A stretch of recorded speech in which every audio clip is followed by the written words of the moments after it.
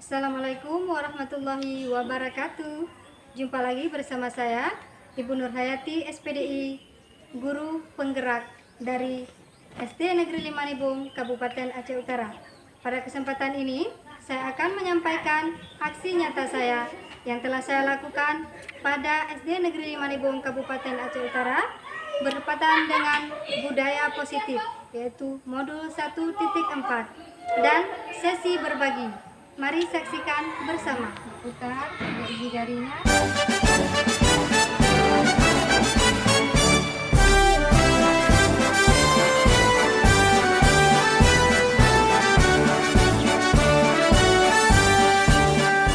Bulatkan tekad, kuatkan hati. Negeri ini memanggilmu kawan. Belajar, bergerak, berbagi untuk negeri. Guru penggerak, majukan pendidikan. Guru penggerak menghamba pada murid. Kreatif, rancang pembelajaran.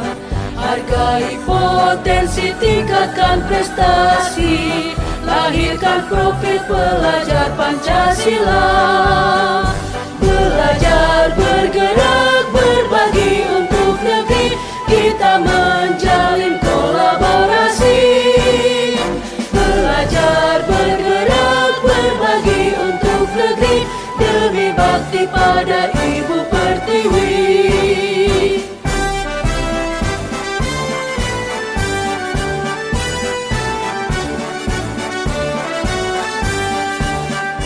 Bulatkan tekad, kuatkan hati. Negeri ini memanggilmu kawan. Belajar, bergerak, berbagi untuk negeri. Guru penggerak, majukan pendidikan. Guru penggerak menghamba pada murid. Kreatif, rancang pembelajaran. Hargai potensi, tingkatkan prestasi. Lahirkan profil pelajar Pancasila. Belajar, bergerak, berbagi untuk negeri. Kita menjalin kolaborasi. Belajar, bergerak, berbagi untuk negeri. Demi bakti pada Ibu Pertiwi. Belajar, bergerak, berbagi untuk negeri. Kita menjalin kolaborasi.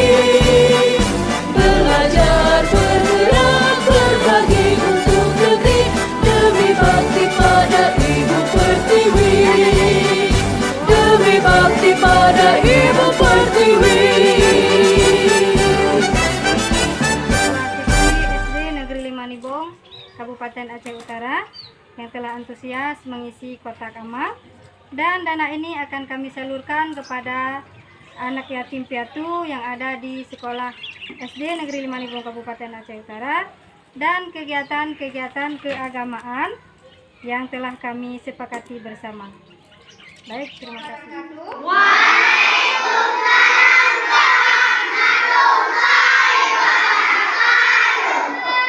Alhamdulillah, semangat sekali ya.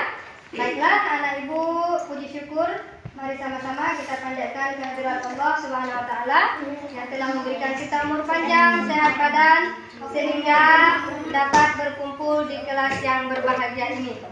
Nah, tujuan ibu mengumpulkan anak-anak ibu semua pada pagi yang berbahagia ini yaitu untuk menyaksikan apa yang telah kita kerjakan di sekolah kita selama ini, yaitu mengisi kotak amal. Ada yang bersedekah? Ada. Alhamdulillah, dan sedekah kita sudah terkumpulkan. Dan hari ini ibu ingin bagikan dengan kalian semua menyaksikannya, yaitu kita bagikan kepada teman-teman anak yatim piatu yang ada di sekolah kita. Dan itu adalah merupakan wujud kalian mau berbagi, berempati terhadap teman-teman yang yatim piatu ada di sekolah kita.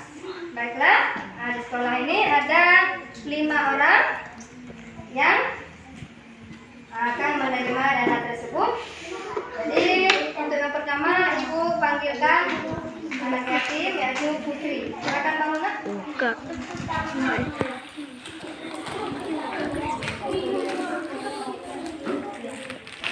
Sekarang ini Bu suruh serahkan uangnya ya sama temannya Sebab. Ini mewakili saja ya, mewakili, tidak mungkin semua pegang amplop ya. Silakan. Ini begini sana.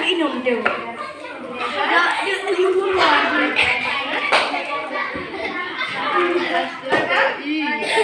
Ini adalah mewakili kalian. Ya, bagus. Alhamdulillah. Baiklah anak ibu semua, kita untuk mengawali semester ini kita akan buat kesepakatan kelas. Ya, kesepakatan kelas ataupun keyakinan kelas kita untuk membuat sistem ataupun iklim kelas kita lebih nyaman untuk kita belajar. Bagaimana? Setuju nggak? Setuju. Ya, bagus. Kalau begitu, Ibu akan bagikan kertas post-it ini. Di sini tuliskan masing-masing kesepakatan kelasnya. Siap? Siap. Ya, bagus. Sekarang Ibu bagikan ya. Silakan dituliskan satu orang satu.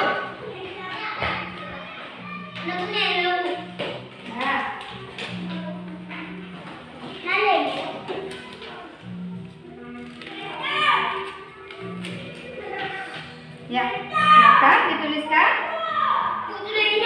Ya, nanti kalau sudah siap kita tempelkan di papan tulis. Ya, di sebelahnya. Ya, silakan dituliskan dulu. Sebelah sini nak? Iya, oke. Kita tunggu kawannya yang belum siap semua buahnya. Ya, bagus. Kalau siap coba bangun Bang. Silakan. Bang Syauki, coba dibaca. Iya, bagus. Ini kesepakatan kelas yang dibawa oleh Bang Syauki yaitu datang ke sekolah tepat waktu. Bagaimana, setuju? Setuju. Ya, bagus. Silakan ditempelkan. Lanjut, Pak Mat.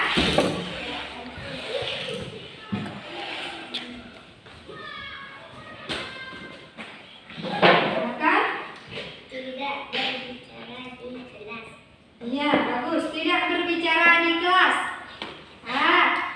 Maksudnya apa nih? Harus tutup mulut semua di kelas? Bukan ya, harus mengunci mulut selagi waktu belajar, guru menerangkan pelajaran.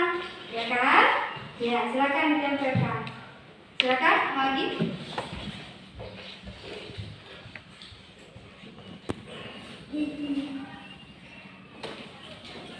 Buat PS di rumah. Ya, buat PR di rumah, nggak di sekolah. Setuju nggak? Setuju. Bagus sekali buat PR-nya. Di rumah. Silakan ditempelkan. Ya, siapa lagi? Silakan, berdiri.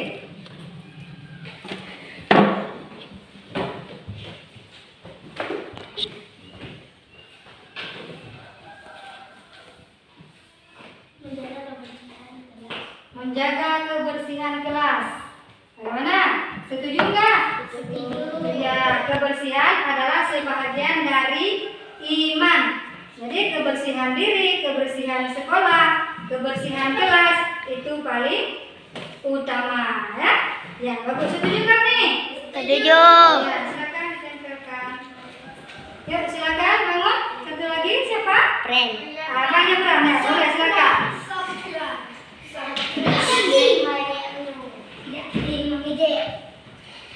Empat, tidak saling mengejek. Iya. Setuju nggak nih? Setuju.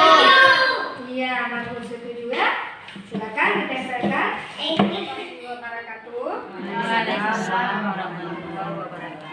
Puji syukur kehadirat Allah Subhanahu wa taala pada kesempatan berbahagia ini telah kita duduk bersama di sekolah kita yang kita cintai ini. Yaitu tujuan saya adalah untuk ibu semua untuk berkolaborasi. Artinya sama-sama kita membangun sekolah ini ke arah yang lebih baik ya, jadi sekolah penggerak insya Allah ke depan, di mana sekolah kita nanti akan ada kurikulum yang akan menggerakkan semua siswa dan guru untuk menjadi sebuah sekolah, disebut nanti sekolah penggerak.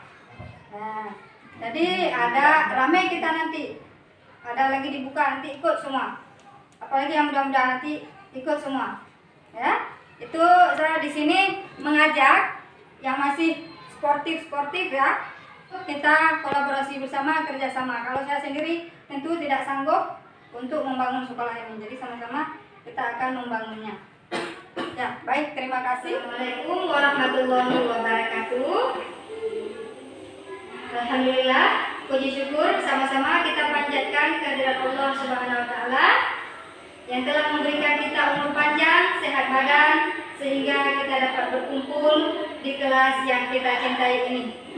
Selawat dan salam tak lupa pula kita sanjung sajikan ke pangkuan Nabi besar Muhammad sallallahu alaihi wasallam yang telah membawa kita dari alam jahiliyah kepada alam yang penuh dengan ilmu pengetahuan yang seperti kita rasakan saat ini. Yang saya hormati Ibu Kepala Sekolah SD Negeri Limanibong, Kabupaten Aceh Utara.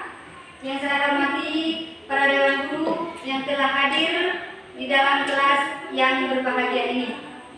Baiklah, Bapak Ibu, adapun tujuan saya berdiri di hadapan Bapak Ibu pada hari ini yaitu untuk menyampaikan sebuah aksi nyata saya pada kegiatan atau pendidikan Jalan Guru Penggerak, yaitu untuk berbagi bersama Bapak Ibu di sini dalam rangka menerapkan budaya positif di sekolah. Namun sebelumnya saya akan memperkenalkan sedikit tentang filosofi Ki Hajar yang akan masuk pada materi. Jadi akhir-akhir ini sering kita dengar kata-kata guru penggerak, ya. Apa itu guru penggerak? Nah, ya. Sekarang kita akan melihat apa pengertian guru penggerak.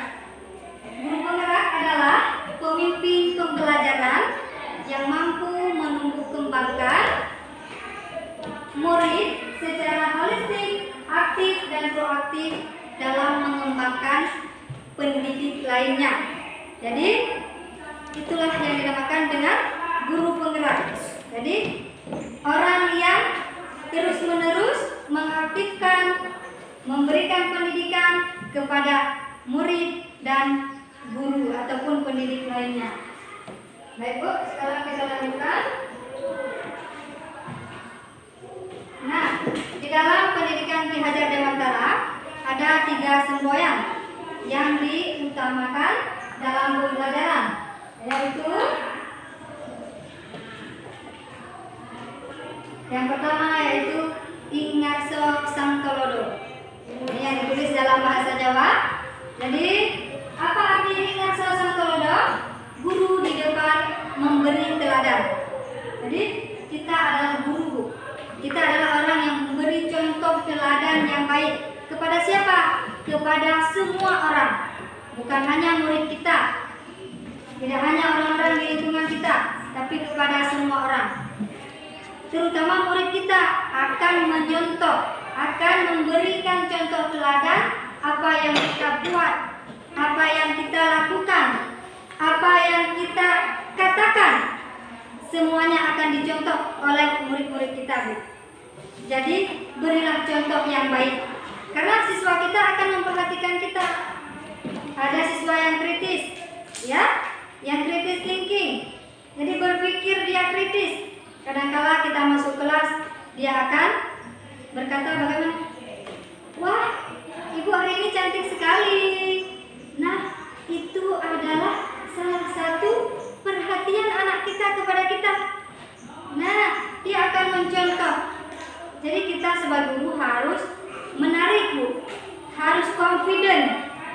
Jadi setiap kita di sini memberikan contoh yang baik dari segi perkataan kita, perbuatan kita, dan penampilan kita akan dicontoh oleh putra-putri bangsa ini, Bu. Lanjut. Kemudian ada lagi. Nah, yang kedua, semboyan dari Ki Hajar yaitu Imadia Mangun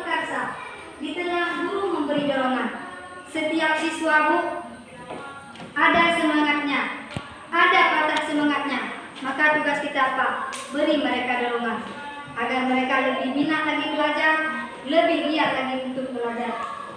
Baik, kita lanjut kepada yang ketiga, yaitu Tupuri Handayani. Ini adalah semboyan yang ketiga yang sudah digunakan oleh pendidikan kita, yaitu Tupuri Handayani. Apa artinya? Di belakang memberi semangat. Nah, ketika siswa kita sudah tidak semangat lagi dalam belajar, maka kita memberi semangatnya dengan memberi motivasi, menggambarkan apa yang akan dilakukannya ke depan. Dia akan termotivasi kembali untuk belajar. Kita akan tanyakan, kita perhatikan latar belakangnya, kenapa dia tidak semangat, kenapa dia lesu hari ini. Jadi kitalah orang yang pertama menjadi pemberi semangat bagi putra putri sekolah kita. Kemudian pendidikan menurut Ki Hajar Dewantara adalah pendidikan yang menuntun segala kodrat anak, yang memberikan kebebasan kepada anak, dan guru adalah menghamba daripada anak. Bagaimana dikatakan menghamba daripada anak? Artinya kita memberi kebebasan untuk mereka berpikir, mereka berkreasi. Itu adalah kebebasan yang diutarakan oleh Bapak Pendidikan kita, Ki Hajar Dewantara. Nah, setiap anak yang dilahirkan ada kodratnya masing-masing, Bu. Sebagaimana kita ketahui dulu, anak yang dilahirkan adalah kertas kosong, ya. Padahal anak itu adalah kertas yang sudah terisi, Bu. Ya, dilahirkan dalam keadaan yang sudah mempunyai bakat, sudah mempunyai suatu yang ada di dalam dirinya. Jadi bukan lagi kertas kosong. Dulu kita pahami bahwa anak-anak itu adalah kertas kosong. Maknanya apa? Itu dalam hal kesuciannya. Nah, jadi dalam hal kesuciannya, anak-anak itu bagaikan kertas putih polos yang belum ada noda, seperti sabda Rasul kita. Nah, apa yang dikatakan oleh Rasul kita? Kullu mauludin yuladu alal fitrah. Setiap anak yang dilahirkan itu suci. Fa'abawahu au yuhawidanihi au yunasiranihi au yumajjisanihi. Maka kedua orang tuanya lah yang menyahudikan, menasranikan, dan memajusikan anak tersebut. Nah, itu dalam hal kesuciannya. Sedangkan dalam hal bakat, dia sudah ada dari sejak lahirnya. Nah, sekarang kita lihat, guru adalah bagaikan petani yang tugasnya apa? Bercocok tanam di sawahnya. Nah, tugasnya adalah bercocok tanam. Apa yang ditanam? Padi. Jadi sekolah ini adalah ladang kita untuk kita bercocok tanam, untuk menyemai padi-padi kita atau benih tanaman kita, yaitu siswa. Maka siswa ini adalah benih tanaman yang kita harus pupuk, harus kita siram, harus kita rawat dengan baik agar supaya mereka tumbuh dan berkembang sesuai dengan yang kita harapkan. Lanjut. Pada materi inti kita yaitu budaya positif. Nah, budaya positif adalah nilai-nilai yang baik yang kita terapkan atau kebiasaan yang baik yang kita terapkan pada siswa-siswi kita yang ada di sekolah ini ataupun SD Negeri 5 Nebung. Jadi kita akan menerapkan budaya positif kepada mereka di setiap perkataan mereka, ucapan mereka, perbuatan mereka, tingkah laku mereka. Semua kita akan berikan kebudayaan yang positif. Supaya apa? Hasil panen yang kita raih nanti seperti yang diutarakan tadi akan sangat bagus. Kemudian mengembangkan budaya positif dapat menumbuhkan motivasi intrinsik. Jadi motivasi yang akan kita tumbuhkan dalam budaya positif ini yaitu intrinsik, bukan ekstrinsik. Artinya apa, Bu? Jadi motivasi yang tumbuh itu dalam diri siswa itu, bukan di luar, bukan guru, bukan siswa lain, tapi motivasi yang harus timbul dari dalam diri siswa itu sendiri agar supaya apa? Kalau motivasi tumbuh dari dalam diri itu akan berjangka panjang. Kalau dari luar itu akan berjangka pendek. Artinya anak ini bukan dengan kesadarannya sendiri melakukan suatu kebaikan. Next, kita lanjut. Nah, di sini ada disiplin positif. Disiplin positif.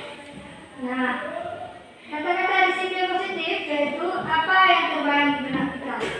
Nah, di sini harus ada kata-kata disiplin positif ya. Setiap kata disiplin itu adalah memiliki arti kita sendiri yang mewajibkan dan segala-galanya. Nah, kemudian disiplin itu bisa disebut dengan tata tertib atau peraturan. Ya, jadi apa yang kita lakukan? Peraturan yang akan kita lakukan adalah salah satunya kalau di sekolah, kalau di kelas kita bisa membuat keyakinan kelas. Jadi dengan keyakinan kelas kita akan memperoleh disiplin yang baik pada siswi kita di kelas nanti. Jadi keyakinan kelas itu sudah saya buat Bu. Jadi ada contohnya sudah saya tempelkan. Jadi bisa dilihat dan Bapak Ibu bisa mengembangkan lebih bagus lagi mungkin nantinya. Jadi itu sebagai contoh aja sudah saya buat di kelas-kelas yang sudah saya masuk dan sudah ada. Jadi bisa dijadikan sebagai contoh ya Bu ya. Kemudian ini pembentukan keyakinan kelas. Pembentukan keyakinan kelas itu tidak perlu banyak Bu, tidak usah banyak. Ya, kalau dulu kita ada buat kontrak belajar. Kalau sekarang kita sebutkan dengan keyakinan kelas. Nah, jadi siswa dapat mudah mengingatnya ya. Nah, kemudian tidak usah banyak, harus dia berupayakan melaksanakannya sendiri. Ya, kita akan berkolaborasi dengan siswa-siswi kita. Nah, jadi buatnya bukan guru, tapi siswanya sendiri, dari siswa untuk siswa dan siswa yang melaksanakannya. Jadi kita adalah pengontrolnya saja, ya. Nah, kemudian lanjut kita lakukan kebutuhan dasar manusia. Jadi untuk melaksanakan kedisiplinan itu tentu saja manusia ini mempunyai kebutuhan dasarnya. Lalu apa saja kebutuhan dasar siswa kita? Yaitu ya ingin mendapatkan apa? Kebutuhan hidup ataupun ini dia ya yang sudah ada di papan, coba Bapak Ibu perhatikan, yaitu kebutuhan untuk hidup. Kemudian butuh cinta dan kasih sayang. Kemudian butuh kebebasan ataupun freedom. Tidak ingin dikekang, ya. Semua orang tidak ingin dikekang. Kemudian butuh kesenangan. Kita disebut dengan fun, ya. Kesenangan, hiburan kita perlu. Kemudian ada satu lagi kekuasaan, yaitu power, kekuasaan. Ada orang yang ingin berkuasa. Nah, inilah kebutuhan-kebutuhan yang ada pada diri manusia. Nah, kemudian, ini ada 5 gambar yang menjadi kebutuhan dasar manusia, yaitu belonging, power, superior, freedom, dan fun. Jadi kelima hal tersebut harus terpenuhi. Jika tidak terpenuhi, maka si anak tidak akan merasa senang, tidak akan merasa bebas dalam belajarnya. Ada contoh Bu? Ada satu contoh ketika siswa melaksanakan satu pelanggaran. Nah, contohnya di kelas A misalnya, ada satu siswa yang melaksanakan pelanggaran. Selalu setiap hari dia meminta makanan kawannya dengan cara paksa. Lalu apa yang harus kita lakukan? Apakah kita harus mengekang dia? Kita panggil ke kantor dia setiap hari? Nah, kita pelajari dulu Bu. Kita pelajari dulu apa yang menjadi kebutuhan dasar dia yang belum terpenuhi. Nah, 5 kebutuhan dasar. Sekarang kita akan lihat posisi kontrol Bu. Jadi sebagai guru kita punya 5 posisi kontrol. Kita akan lihat kita berada di posisi yang mana. Yang pertama yaitu kita adalah sebagai penghukum. Kita akan menghukum siswa setiap kegiatan yang dia lakukan. Akan kita hukum kalau dia bersalah. Akan kita berikan sanksi. Jadi, dan dampaknya apa? Siswa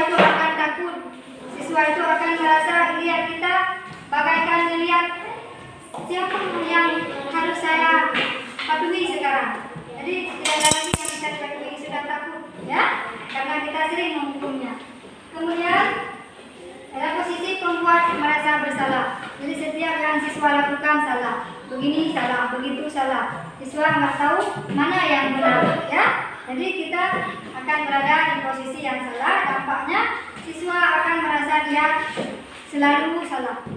Nah, kemudian selanjutnya kita lihat pada posisi teman.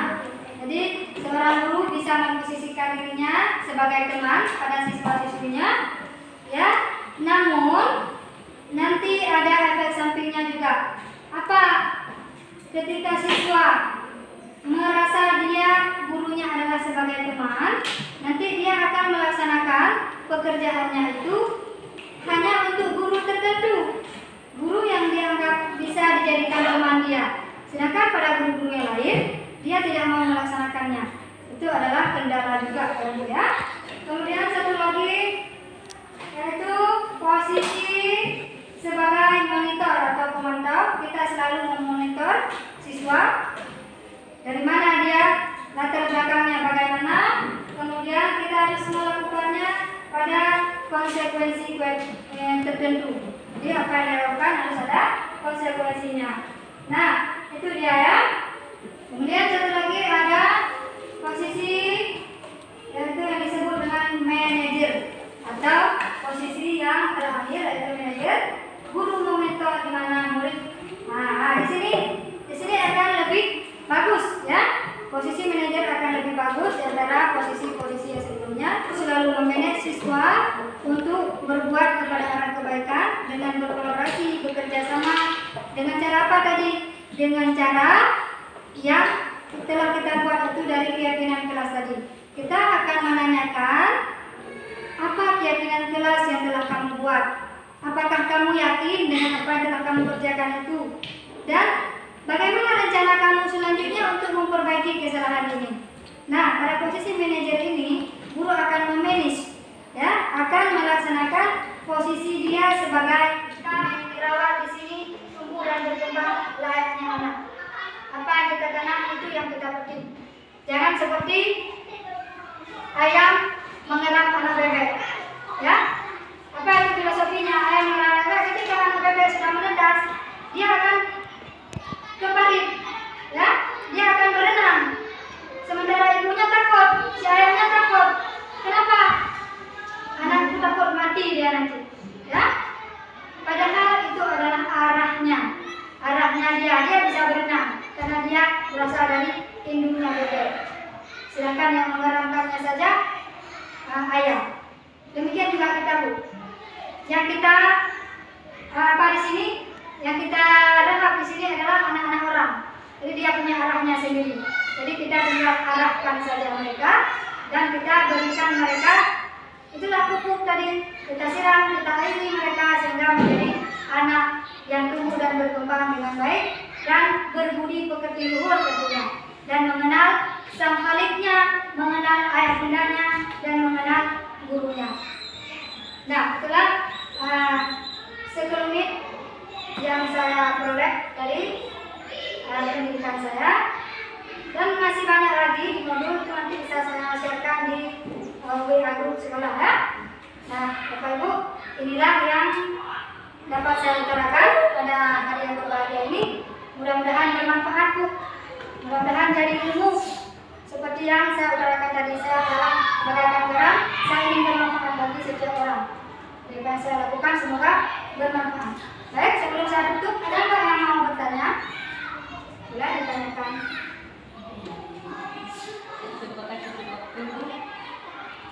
Boleh untuk satu orang, boleh, karena berhubung anak-anak kita di luar, ya.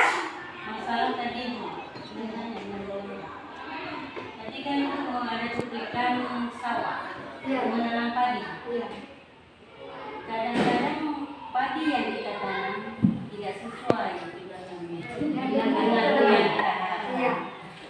Begitu juga anak-anak, Iya. ya. Kadang-kadang anak-anak yang kita bina Iya. ada yang patut, ada yang tidak. Iya. Tadi Ibu bilang padi akan membuahkan hasil yang lain apabila diairi dengan air yang yang bagus ya. Kadang-kadang sawahnya ini agak menceng ya. Kadang-kadang sawahnya banyak air, banyak kuku yang kita, tapi hasilnya nggak memuaskan Bu. Iya. Ya, baik. Ya, terima kasih Bu. Pertanyaan yang bagus. Jadi di setiap kita ini seperti saya bilang tadi, sawah ini adalah sekolah ini adalah sawah ladang kita. Ya. Yang kita garap adalah biji tanaman, tumbuh dan berkembang dengan baik. Apabila ada hal-hal yang memungkinkan sehingga mereka tidak tumbuh dengan berkembang dengan baik, ada bakteri di dalamnya, tentu saja ada ular, ya kan? Atau ada air yang kelebihan, banjir. Nah, yang kita lakukan adalah restitusi tadi. Restitusi tadi yang kita lakukan, 3 hal yang perlu kita validasikan. Semoga mereka akan tumbuh seperti yang kita harapkan. Dan ini tidak mudah memang, tidak mudah. Tentu saja sulit. Tapi kita sebagai guru harus optimis dan terus menerus. Holistik tadi saya bilang, secara holistik terus menerus. Jadi tidak ada alasan kita untuk bosan dalam mendidik. Tidak ada alasan kita bosan dalam mengajar. Mungkin itu yang dapat saya jawab. Oke. Ada lagi? Mungkin waktunya ya. Kasih anak-anak kita di luar. Baiklah, semoga bermanfaat. Terima kasih untuk semua guru, juga sama Bu Rina yang telah sudah membantu saya. Juga kepada ibu kepala sekolah yang telah mendukung saya dalam menjalani proses kegiatan calon guru penggerak ini. Terima kasih atas dukungan semua Bapak Ibu. Nanti keyakinan kelasnya tolong Bapak Ibu buat di kelas masing-masing, dan yang sudah ada tolong dijalankan. Ya, terima kasih. Saya ucapkan Assalamualaikum warahmatullahi wabarakatuh. Ini mana gong aja. Siap bergerak? Siap.